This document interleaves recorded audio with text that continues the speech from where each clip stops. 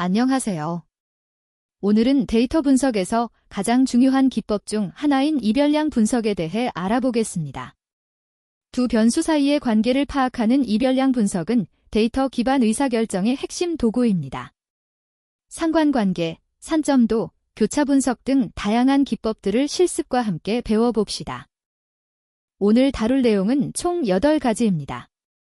먼저 이별량 분석의 기초 개념을 배우고 산점도 시각화 방법을 알아봅니다.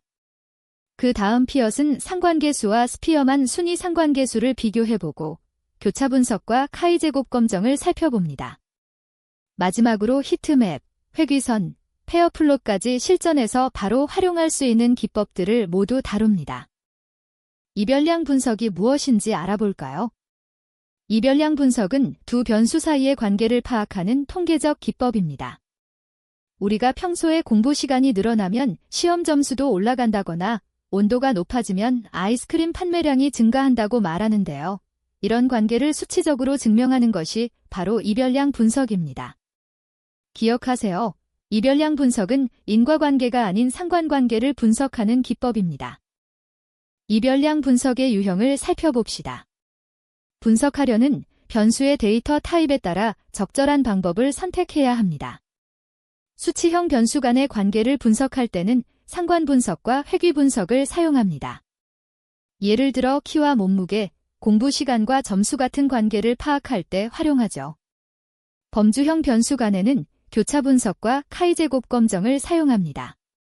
성별과 선호도, 지역과 합격률 같은 관계를 분석할 때 적합합니다. 이제 산점도에 대해 알아볼까요? 산점도는 두 수치형 변수의 관계를 2차원 평면의 점으로 나타내는 시각화 방법입니다. 가로축에 하나의 변수를, 세로축에 다른 변수를 배치하면 데이터가 어떤 패턴으로 분포하는지 한눈에 볼 수 있습니다. 점들이 우상향하면 양의 관계, 우하향하면 음의 관계를 의미합니다. 산점도의 큰 장점은 이상치나 특이한 데이터 패턴을 직관적으로 발견할 수 있다는 점입니다. 파이썬 코드로 산점도를 직접 그려봅시다. 매트플라트리브 라이브러리의 스캐터 함수를 사용하면 간단하게 산점도를 만들 수 있습니다. 먼저 넘피로 공부 시간과 시험 점수 데이터를 생성합니다. 그리고 PLT의 스캐터로 산점도를 그리고 축 라벨과 제목을 설정합니다. 엘퍼 값을 주면 점들이 반투명해져서 겹치는 부분도 잘 보입니다. 실제로 이 코드를 실행해보면 공부 시간과 점수 사이의 뚜렷한 양의 관계를 확인할 수 있습니다.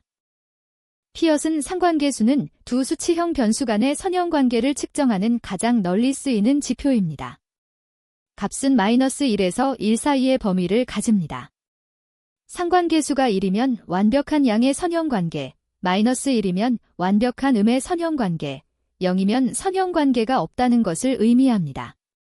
일반적으로 절대값이 0.7 이상이면 강한 상관관계, 0.3에서 0.7 사이는 중간, 0.3 미만이면 약한 상관관계로 해석합니다. 사이피 라이브러리로 피엇은 상관계수를 계산해봅시다. 스태츠 페어서네어 함수에 두 변수를 넣으면 상관계수와 P값을 반환합니다. P값이 0.05보다 작으면 통계적으로 유의미한 상관관계가 있다고 판단합니다. 또한 팬더즈의 CORR 메서드를 사용하면 여러 변수 간의 상관계수를 한 번의 행렬 형태로 계산할 수도 있습니다. 실무에서는 이 방법을 더 자주 활용합니다.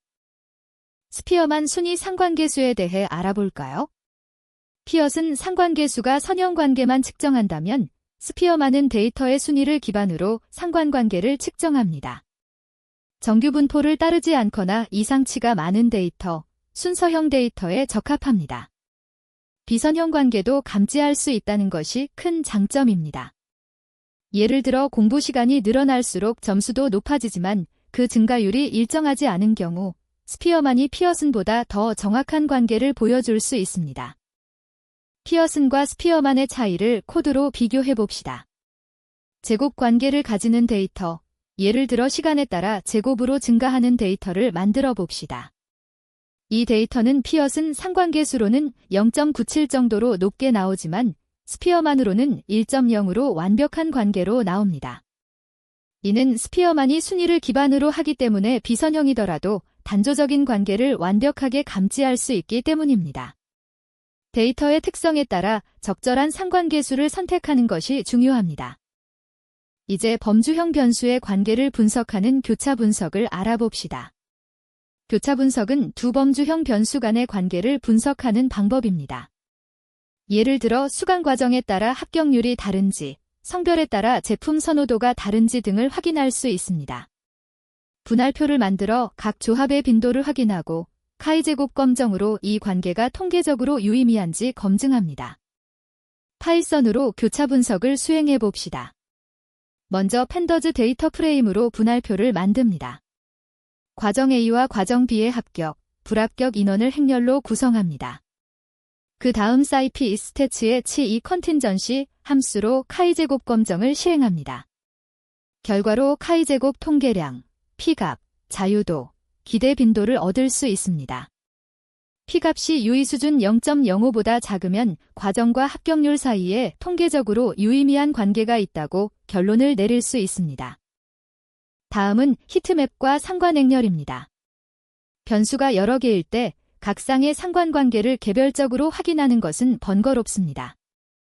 이때 히트맵을 사용하면 모든 변수 간의 상관관계를 색상으로 한눈에 파악할 수 있습니다. 빨간색은 양의 상관관계, 파란색은 음의 상관관계를 나타내며 색이 진할수록 강한 관계를 의미합니다. 15원 라이브러리의 히트맵 함수로 간단하게 구현할 수 있습니다.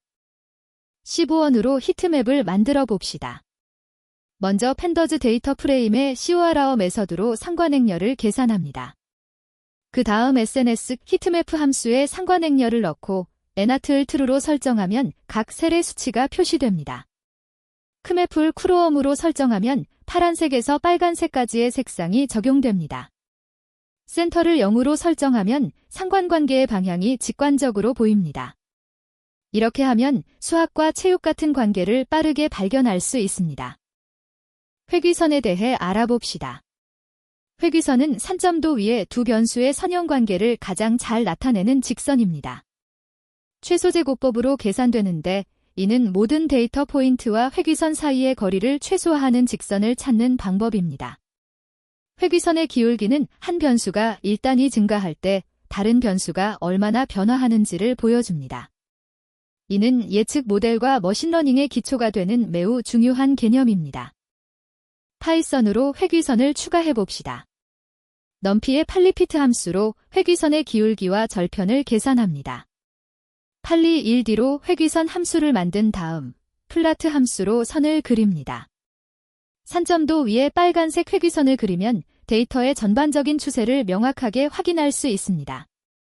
회귀선의 기울기가 0.8이면 공부 시간이 1시간 증가할 때 점수가 약 0.8점 증가한다는 의미입니다. 마지막으로 페어플롯에 대해 알아보겠습니다. 페어플롯은 여러 변수쌍의 관계를 한 번에 시각화하는 강력한 도구입니다. 15원의 페어플라트 함수를 사용하면 산점도 행렬과 히스토그램을 자동으로 생성합니다. 각 변수쌍마다 산점도가 그려지고 대각선에는 각 변수의 분포가 히스토그램으로 표시됩니다. 휴 매개 변수로 범주형 변수를 지정하면 그룹별로 색상을 구분할 수 있어서 분류 문제에서 매우 유용합니다. 15원의 페어플라트로 페어플롯을 만들어 봅시다. 아이리스 데이터셋을 사용해 보겠습니다.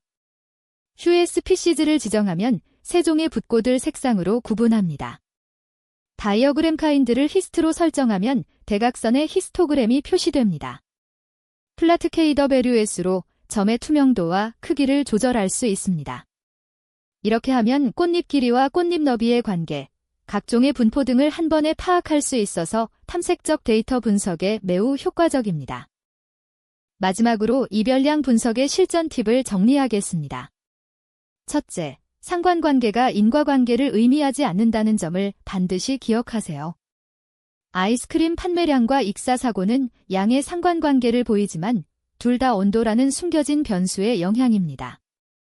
둘째, 이상치를 반드시 확인하고 적절히 처리해야 합니다. 이상치 하나가 상관계수를 크게 왜곡할 수 있습니다. 셋째, 항상 시각화와 함께 분석을 수행하세요. 숫자만 보면 놓칠 수 있는 패턴을 시각화해서 발견할 수 있습니다. 이별량 분석 완벽 가이드를 여기까지 마치겠습니다.